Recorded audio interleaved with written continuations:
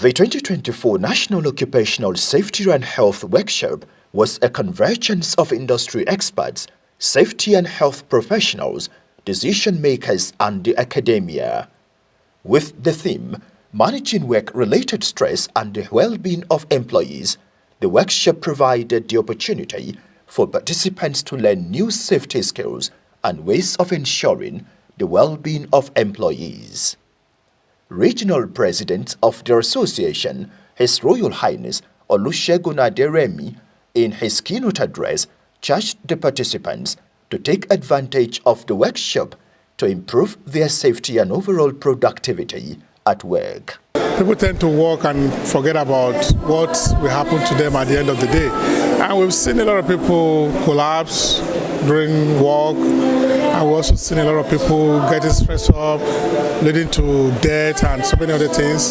So we tend to train people, talk to them about all this stress, how to reduce it, and also how to work effectively without being overwhelmed. Fellow of the association, Dr. Comfort Adeosun's interactive presentation on work-related stress was an eye-opener for the participants who got to know new ways of handling the stress that comes with their daily routine at work. The presentation later dovetailed into a panel discussion which had experts in the field as vital challenges of safety and workplace stress were discussed, with probable solutions given. Workers are under pressure, and that causes some form of ill health, mental ill health, physical ill health. So today we learned, we discussed extensively on how to manage this stress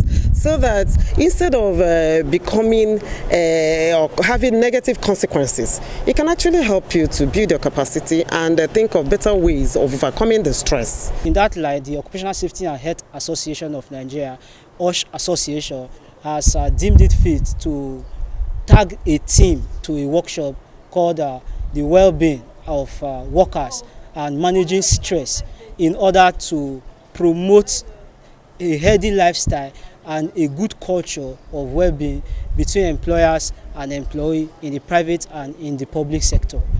High point of the event was the investiture of the latest members of the Occupational Safety and Health